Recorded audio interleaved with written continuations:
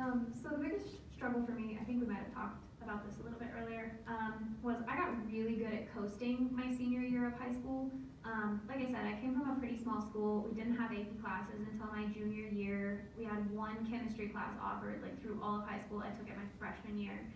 So when it came to like chemistry and calculus and things at Mines, and obviously Mines is a very rigorous, challenging school, I was not prepared. I would say it's like a piecewise function, like here was my level and then it stopped and then I needed to be here to start again, which I'm a nerd, it's fine. But that was my hardest thing, was like I had to reteach myself how to study, I had to reteach myself how to work hard, how to learn how to not hit snooze on my alarm. All that kind of stuff that I kind of got used to doing my senior year because senioritis kicked in. I just wanted to be out. I was ready to graduate.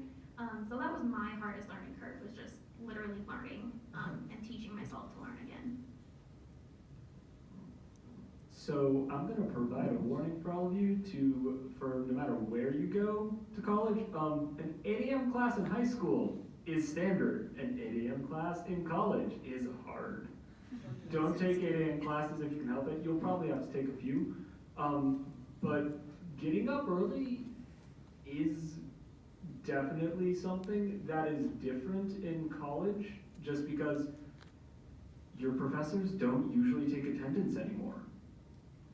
And so there's a lot of students that like just don't show up to class because they're not required to, and they can, for the most part, learn material off the slides or the notes that your professor will post. I'd recommend against that, just because getting to know your professor is really important, and if you're in class every day, they'll generally have a favorable opinion of you, and that can help you get interviews, that can help you get research opportunities here on campus, as well as getting up early in the morning.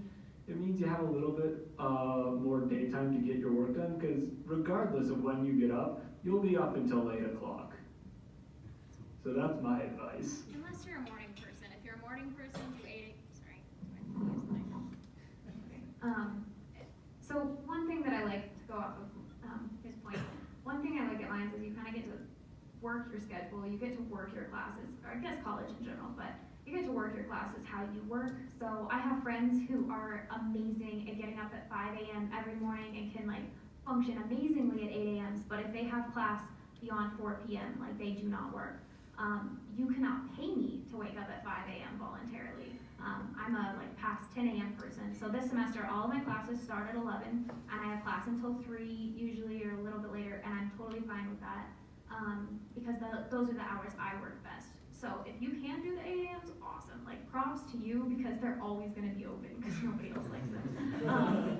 But that being said, like do what works for you, and like also be conscious of that. Like know what works best for you. I think freshman year you'll kind of get into a rhythm. You'll start to figure stuff out, and then after that you'll get to kind of figure out your schedule and what works best for you. And if you know you need like an hour for lunch every day, you can't just grab it between passing periods. Plan that hour in and like coordinate your time, because time management, like throughout all courses, is one of the most important things that you guys can nail down starting early your freshman year. Yeah, Armando, quick one. I just want to let everybody know we're a little past 7, but we started this a little bit late. But I want to be like conscientious of your all's time and for those who are driving and things like that. So just a quick reminder that. Yeah, to go off the question, what's the hardest thing? So mine, as has been said before, is extremely rigorous. It's a hard school, and it's nice to be in a school where everybody's in the same boat. Everybody's always studying, everybody is doing what they need to do for school. But it was hard for me to see some of my friends studying some other things in other schools, going out and doing all of these different things when I was studying.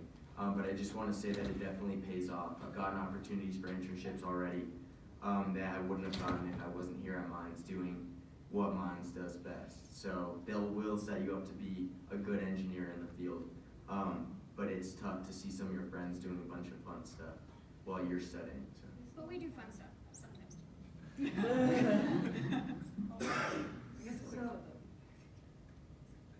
So a quick note for me is, I guess this applies to all schools, is on? Yeah. Okay. So understanding that, you probably all are involved in a lot, and you cannot do that in college, things take more time, so kind of prioritizing what you wanna do with your life is really important.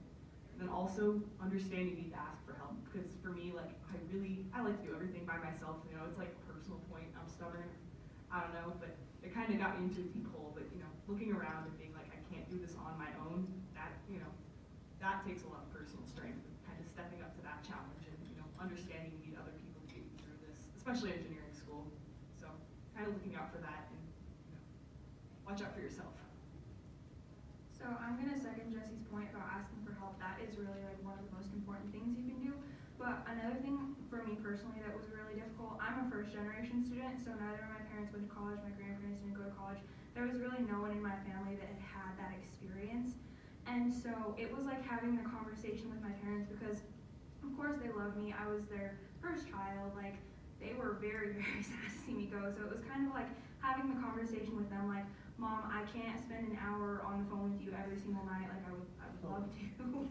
But like I can't do that. You guys can't come up and see me like for an entire weekend. So just like having that conversation and just really making sure that they understand like the level that you're at. And it was also like, obviously you guys are like super high achieving students, you're super involved, all of that stuff. So when you call home and you're like, I had a bad test, I got an F or I got a D, that won't happen all the time. I don't mean to scare you guys, but like it will happen probably eventually. So like just calling home and just being able to be like, hey, like this happened, I need you to be supportive. Just like having that relationship with your parents is something that I wish that I had gotten to a lot earlier in my college career, I guess. So just open communication with parents, siblings, people who support you, just having a really good, solid support system, I would say is really important.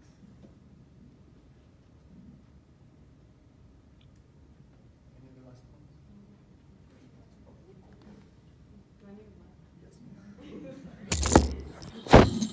Okay,